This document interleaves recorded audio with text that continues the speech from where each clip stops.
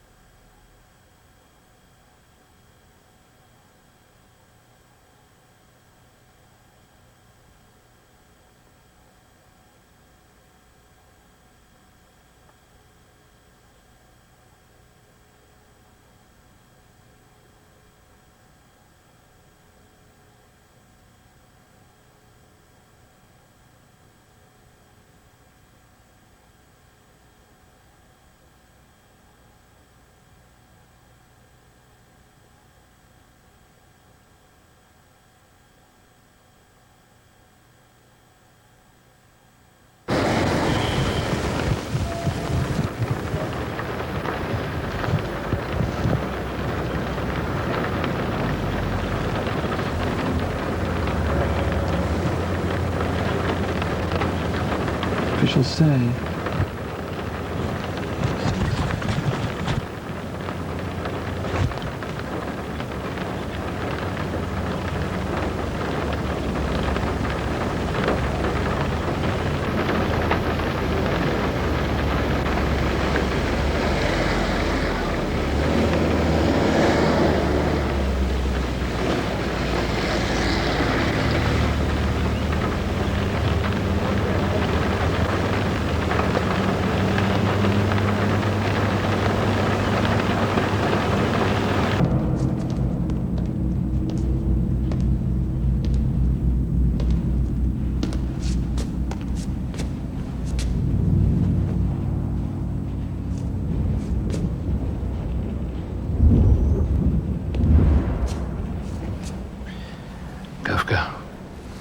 you had told us that Miss Rossman had disappeared. Well, she has been found. Yes. We are recommending for the report a verdict of suicide. What would be your opinion?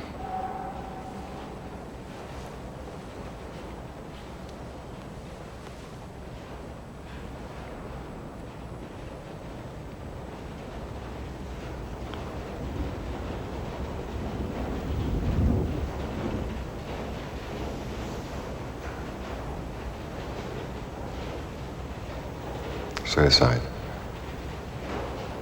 I'd have to agree. She was perhaps despondent over the loss of her beloved, Mr. Raban. Yes. That would account for it.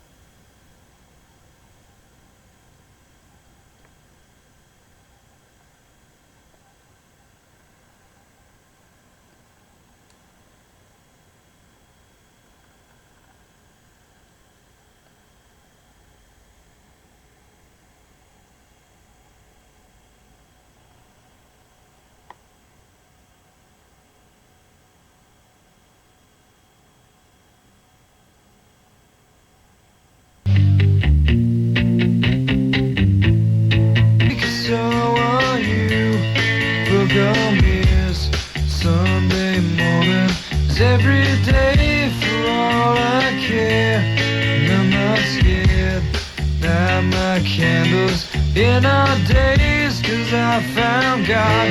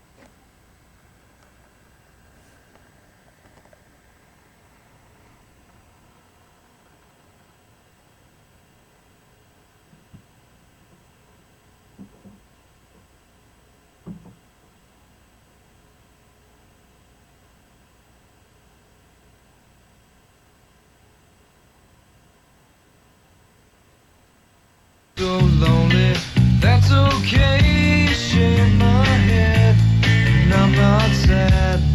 And just maybe I'm to blame for all I've heard. And I'm not sure. I'm so excited, I can't wait to meet you there. And I don't care, I'm so horny. That's okay, my will is good.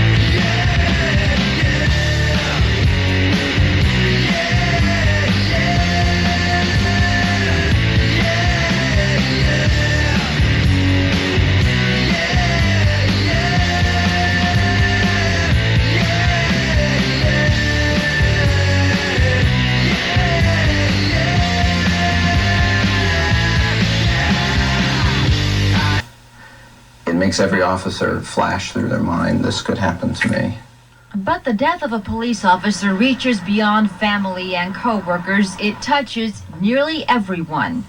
In my estimation, whenever a police officer dies, it's not only a crime happening and a tragedy, but it's the law being interfered with as well.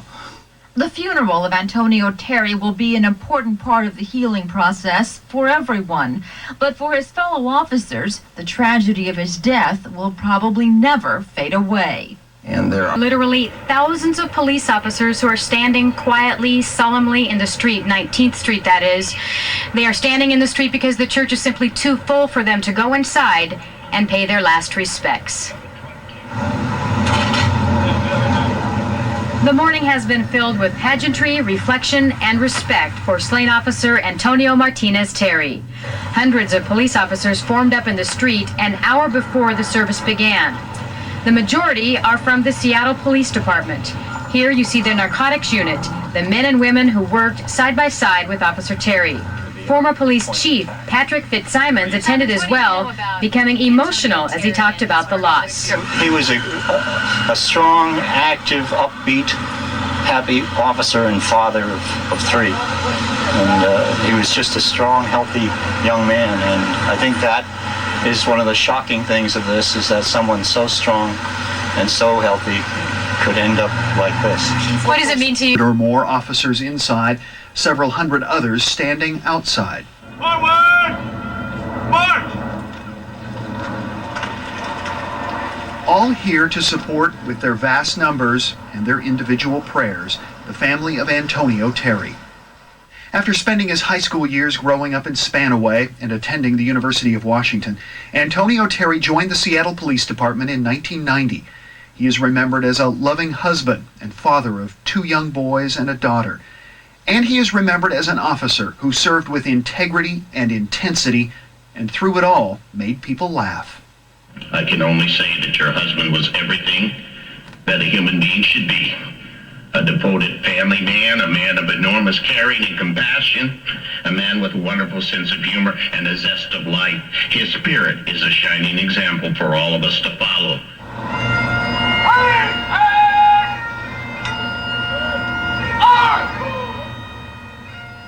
Almighty God. A strong, active, upbeat, happy officer and father of three. And he was just a strong, healthy young man. And I think that is one of the shocking things of this, is that someone so strong and so healthy could end up like this.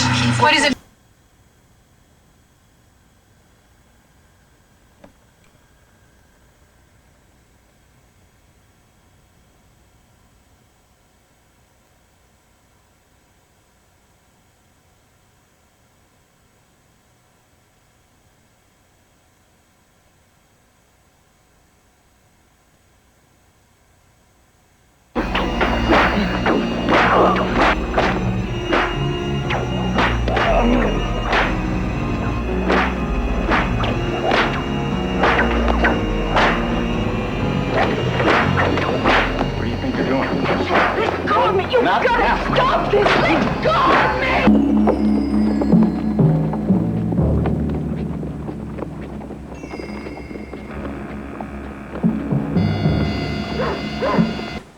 Well, it's what people know about themselves inside that makes them afraid. All right. I'll paint if you say we got to.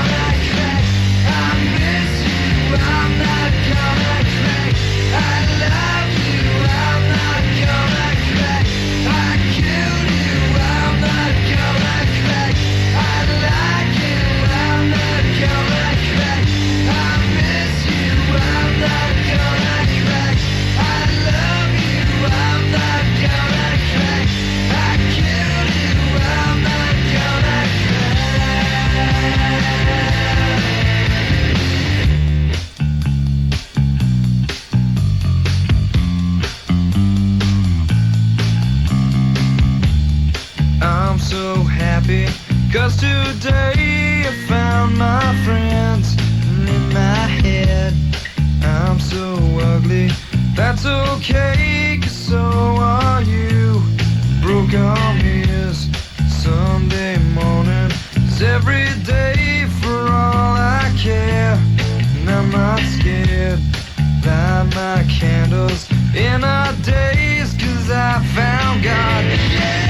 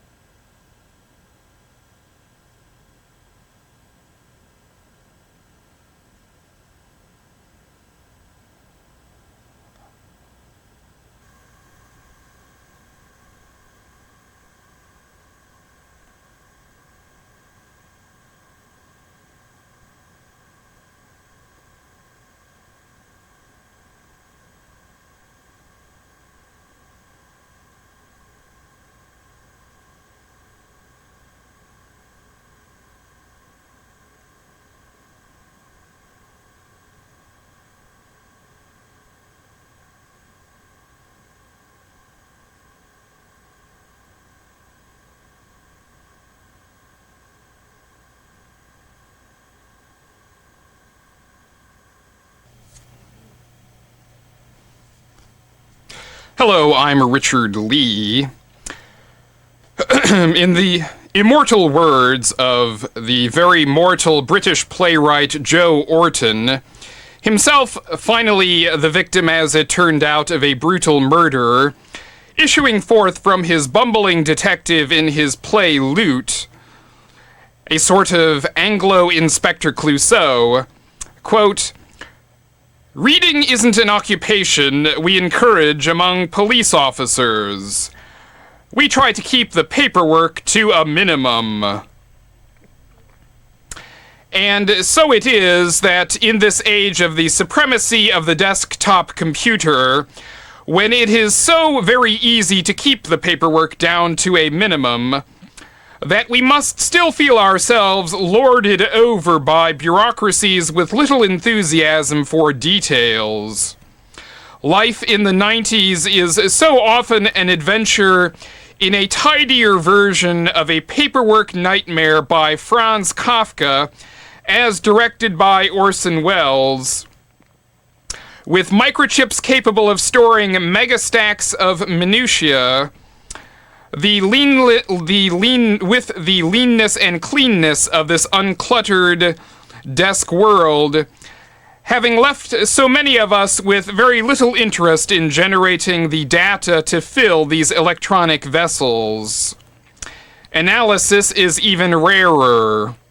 Both data and determinations based on comprehensive fact are becoming less and less necessary, it seems. Mostly, what is vital to the smooth functioning of the city is a drama of the day, a consciousness-uniting happening, complete with spin, closure, and denouement, all orchestrated by the leading politicians and public relations experts of the day. But what about the soft, fleshy humans at the core of the televisual fantasy? What happens when the machinery of the daily drama rolls over them? And even if the subjects of the drama are no longer around in the flesh, what rights of theirs are sacrificed on the altar of good public relations? When does good PR supersede human rights? Well, as you can know by now, as in fact probably you do know right now, by now, this program runs contrary to many of the trends in typical news coverage, filled with sound bites and picture-perfect events. To be perfectly honest, we're bloody fed up with bloody show business. Not that we can't appreciate the latest Eastwood shoot-'em-up for what it is, but let's just suppose we could make an effort to compartmentalize the Eastwood reality into its proper place on the silver screen. Three-dimensional reality offers us something that the movies can't, a scientifically reliable universe where things work out the way they should, and when they don't, it's not too difficult to find out why, and to try to fix it if it's broke. In only the last week, the city of Seattle has buried its first police officer killed in duty in almost a decade.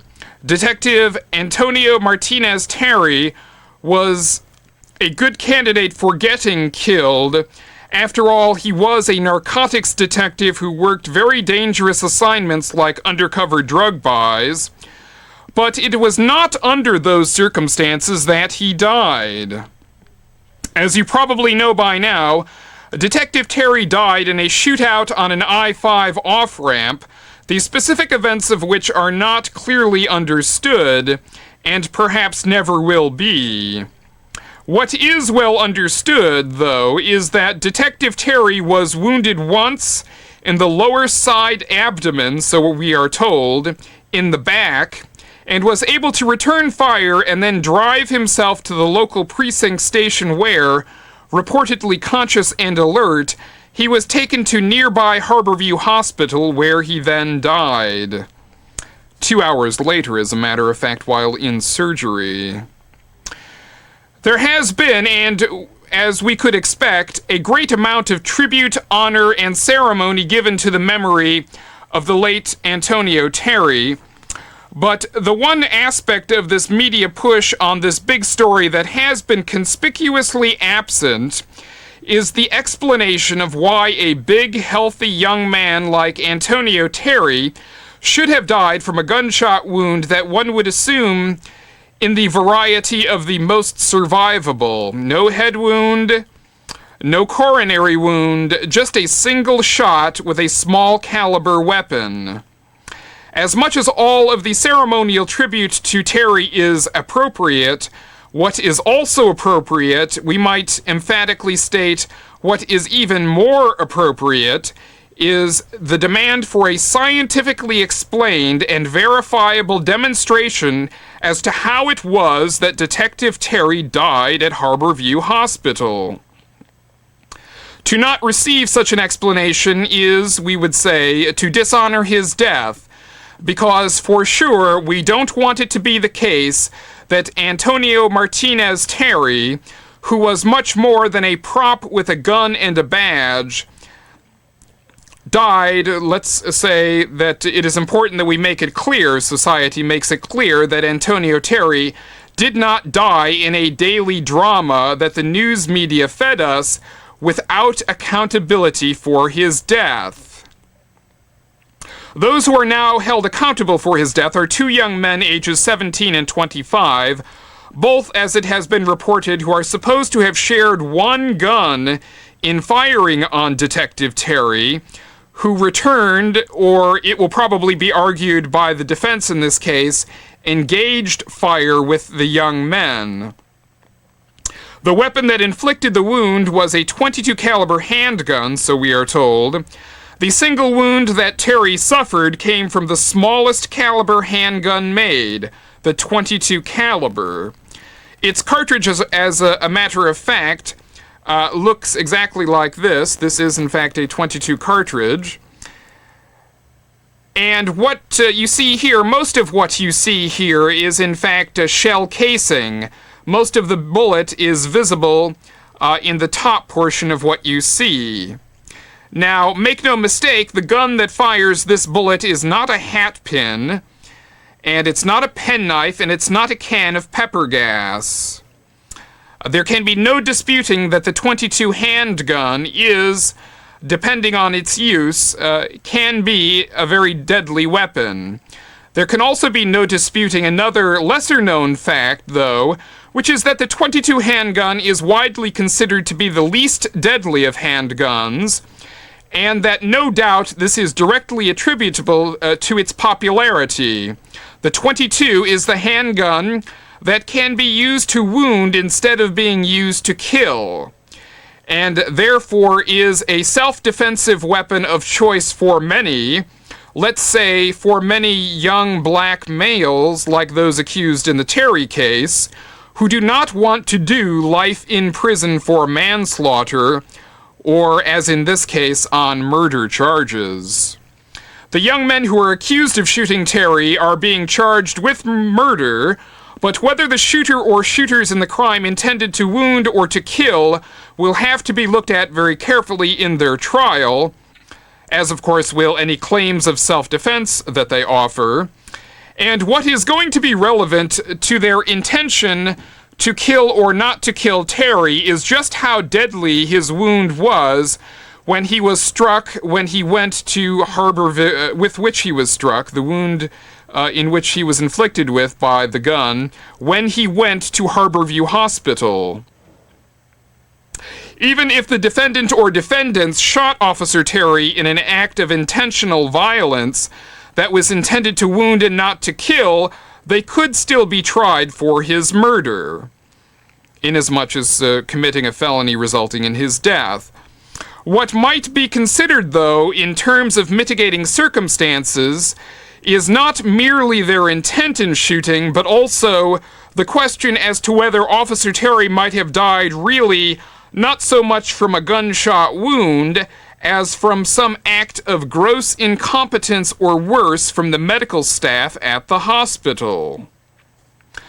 Obviously, since no scientific evidence has been presented to demonstrate incompetence, or for that matter, a super competent treatment of Terry at Harborview, I nor would anyone else be able to argue on what is now known about Terry's death, because so little is in fact known. But what was the level of properness given to his case should be discussed. What can be stated is that there is a realistic possibility that somebody at Harborview didn't do what they were supposed to, and that this was the actual cause of Terry's death.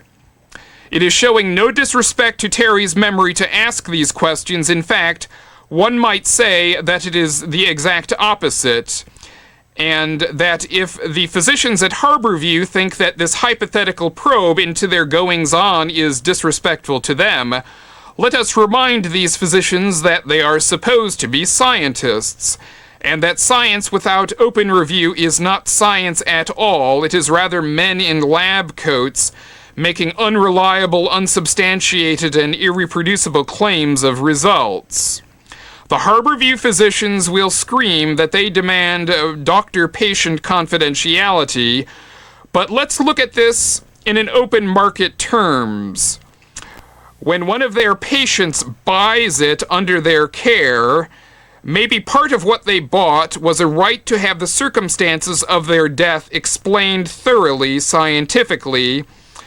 And after all, Harborview Medical Center is a public facility. So you might as well say that we have already, all of us, already bought an explanation too. That is, we are paying for a system which needs to be held accountable. One of the authorities to which we must turn in the search for answers in the death of Detective Terry is the King County Medical Examiner, an office which, of course, we have discussed rather thoroughly in recent weeks. Now, when we called the King County Medical Examiner's office this afternoon and asked for specifically the cause of death for Detective Antonio Terry, we were told that the death certificate read simply, quote, penetrating handgun wound to the abdomen, in the space allowed for the cause of death. This was odd, we thought. Handgun wound is hardly a scientific explanation for the cause of death. Is that all that it says? Yes, we were told that is all that it says. After a few minutes of complaining that it was reported elsewhere that Detective Terry died of internal bleeding, the official at the King County Medical Examiner quickly came up with, oh yes, it does say, actually, quote, massive hemoperitoneum, roughly translated to hemorrhaging or internal bleeding. Oh well, we thought, that's a switch. That at least sounds like science, though, because of the right to secrecy that the King County Medical Examiner always asserts, that's about as scientific as it's going to get. No one will ever, as far as we can determine, without a court case or without legal action, see autopsy results on Detective Terry. So it will remain a mystery, without disclosure, which in fact this program will pursue. And so this brings us around to Kurt Cobain, the actual focus of this series of programs. Kurt Cobain, according to the King County Medical Examiner, died of, quote, a contact perforating shotgun wound to head, parentheses, mouth, end quote. This is hardly an explanation with much of a scientific sense of subtlety. After all, did he bleed to death or what? As we pointed out in last week's program, this is no longer, even according to the King County Medical Examiner chief pathologist himself, Dr. Donald T. Ray, reputedly a nationally recognized authority on violent death, who in fact has been called in recent months to reportedly clean up that nasty Vince Foster business at the White House as a part of a panel. And when we called Dr. Ray, as I was saying, This is no longer the description which is officially appropriate. Now Dr. Ray is saying that this description of a quote-unquote perforating wound is not correct. Why did he say this? Well, perhaps without coincidence, Dr. Ray's admission that this death certificate is wrong, and in fact, as you've seen in the program earlier, we actually are showing you an actual copy of the death certificate, and we've prominently displayed the word perforating, that is, that this is a perforating shotgun wound to the head. The perforating is now no longer considered correct by the chief pathologist himself.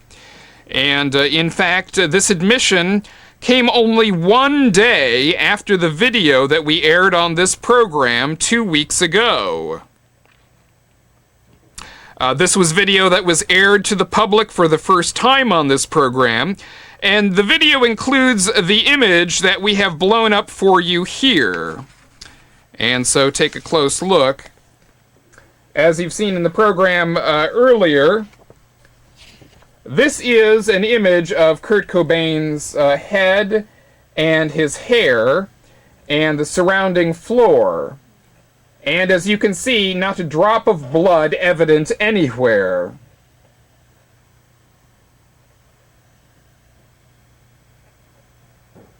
And this, of course, was at the scene of the discovery of the body of Mr. Cobain on April 8th. And so this rather compelling evidence apparently compelled the King County Medical Examiner to change the description of the wound suffered by Kurt Cobain. And now, after all, as you can see, the top of the head and the hair of Mr. Cobain are unstained by blood, not a drop of blood anywhere. And this video rather conclusively and persuasively demonstrates that he did not suffer a, quote, contact perforating shotgun wound to the head, to the mouth. Elsewise, his brains would be scattered out several feet behind him, which they are obviously not. In fact, not a drop of blood can be seen anywhere, as no blood at all was visible in other, less dramatic photographic evidence from the scene. For instance, the April 9th photo in the Seattle Times on the cover in color. So Kurt Cobain suffered this wound from this extremely powerful weapon, and there was no blood at all, or perhaps very little blood. Gee, that's funny. It doesn't seem possible that Mr. Cobain or anyone could suffer such an injury without a massive wound. But as of the airing of this image, this is what they have changed their explanation to. That his wound was an internal wound only. Rather than a quote-unquote perforating wound, it's now being described as a quote-unquote penetrating wound, wherein, and I must emphasize that I am not kidding, the King County Medical Examiner now says that all of the shots stayed inside Mr. Cobain's skull, and that there was no exit wound from the blast inflicted by a 20-gauge shotgun, an extremely powerful weapon.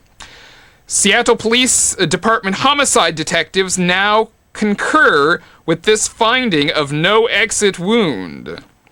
Never mind that a leading forensic pathologist, perhaps the leading forensic pathologist in the nation, told me directly that this was not possible, or that it was quote-unquote virtually impossible. And also a coroner with 30 years experience in Los Angeles, where they see 1,500 suicides per year, according to this coroner, also says that this is not in any way possible to suffer a contact wound to the mouth with a 20-gauge shotgun and not spill your brains out behind you. That is, not suffer a perforating wound, as it was originally claimed that this was. So it was not, the penetrating wound is simply not possible, though this is now what is, of course, being asserted. And so if Kurt Cobain died of a magic bullet, just what did Detective Antonio Martinez Terry die of? There's a substantial amount of evidence that there was some magic in this bullet, too. Perhaps not so completely impossible as Cobain's wound scenario, but still suggesting that just because a technician wears a white scientific lab coat does not mean that his work should not be held above science. That is, just because a technician wears a white lab coat, his work is not above scientific review.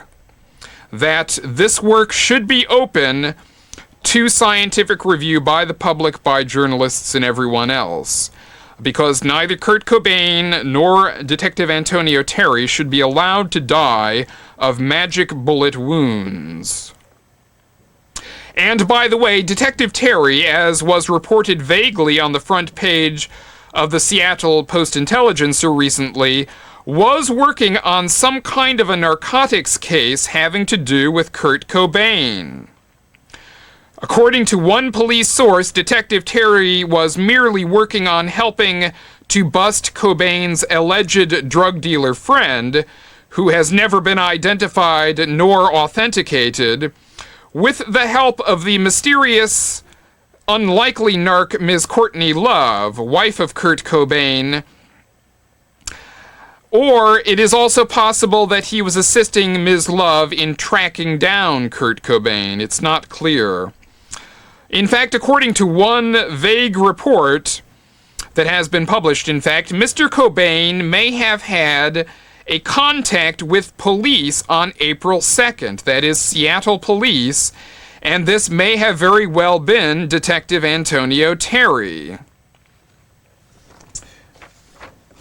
And in fact, it raises the question because, for instance, in the Seattle Times accounting of the last days of Kurt Cobain, his trail drops off after April 2nd or during April 2nd, the morning, according to the Times. It raises the question as to whether maybe Detective Terry was the last person, the last reliable witness that is known now to have seen Kurt Cobain alive. And in fact, the substantial evidence as to a connection between Kurt Cobain and Detective Terry is found in this missing persons report. Have a look here. This area, the blacked out area, is in fact where Detective Terry's name is in the missing persons report on Kurt Cobain. Now, we could barely make out the fact that it does say, in fact, Detective Terry, SPD Narcotics has further info. And there's a date of last contact, which is April 2nd, 1994, which coincides with the published report that Kurt Cobain had contact with Seattle police on that date, which leads us to suspect the possibility that it was Detective Terry who had contact with Kurt Cobain on that date, although of course that cannot be substantiated at this point. And so Detective Terry's name appears on the famous and not altogether unmysterious missing persons report filed by either Mrs. Wendy O'Connor, Kurt Cobain's mother, or someone pretending to be Mrs. O'Connor on April 4th. This reporter called Detective Terry less than 2 weeks before his death to discuss this and had a mighty strange interview for about 15 minutes with Detective Terry. Overtly, Detective Terry would not admit to me any knowledge of the case directly in terms of acknowledgments that one could quote. What he gave me was a barely half-hearted denial as to knowing why his name was on the report, which undeniably it is, while at the same time dropping hints that he knew much more than he was saying.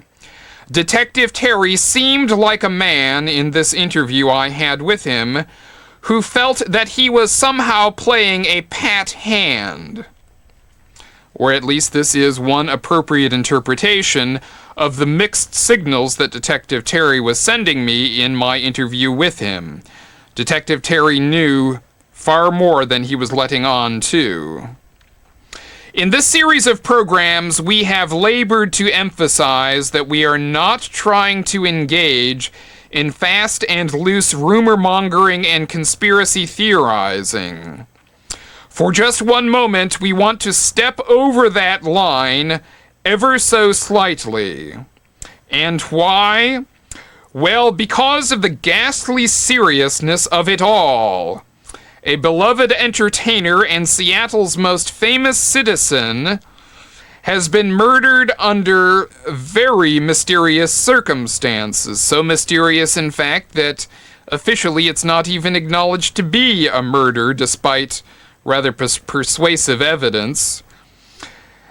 And amid widespread apparent official misconduct in the Cobain case, now a very respected and evidently very intelligent police detective is also now the victim of a shooting and a mysterious death.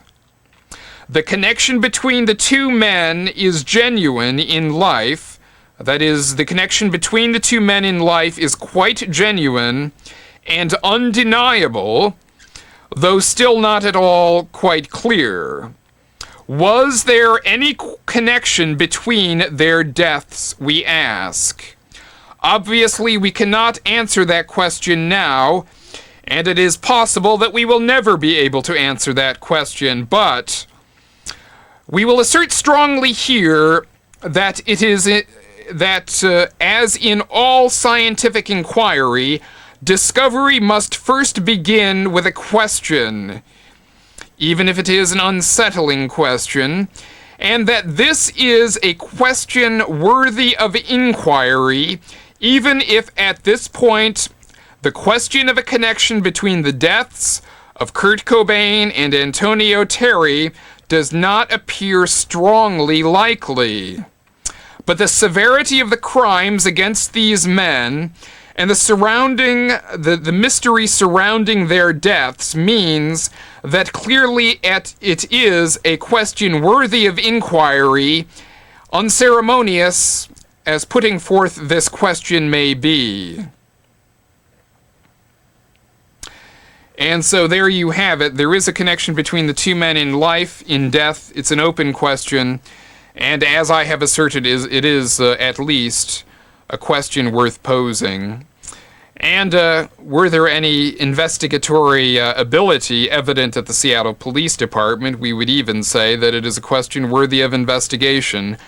But of course, by this point, we have little confidence in the investigatory capabilities of the Seattle Police Department. But there you have it, a question worthy of consideration in any case. And we'll discuss further our findings on the murder of Kurt Cobain next week. We're going into week 11 on this, in fact. The first 9 weeks, or rather the first 8 weeks, we posed it as a question: was Kurt Cobain murdered? And now, with the evidence of the video and the very disturbing denial of the King County Medical Examiner that they got it right the first time, we're left wondering just what else the medical examiner and the homicide detectives didn't get right the first time round. Like, for instance, the verdict of suicide. When are they going to get around to changing that? As, in fact, they are probably legally obligated to changing the description of the wound suffered by Mr. Cobain, as, in fact, they have now acknowledged that they got it wrong in the first place. He didn't die of the typical shotgun wound to the head. Now they've come up with an explanation that he died of a mysterious, magic, bloodless or almost bloodless shotgun wound to the head, which of course is an impossibility. So perhaps it is just a matter of time before the authorities are forced to acknowledge that they got it all wrong the first time round, and that Kurt Cobain's quote-unquote suicide, which was reported round the world by every news agency imaginable, that his suicide was not a suicide at all, but a murder, and a murder which should be investigated by police authorities. Although perhaps not the police authorities who so thoroughly screwed it up the first time round. So there you have it. Please join me for a further update on this investigation next week. I thank you for your patience and your attention to detail in this investigation. And thanks for joining me. And I'll be back again this time next week.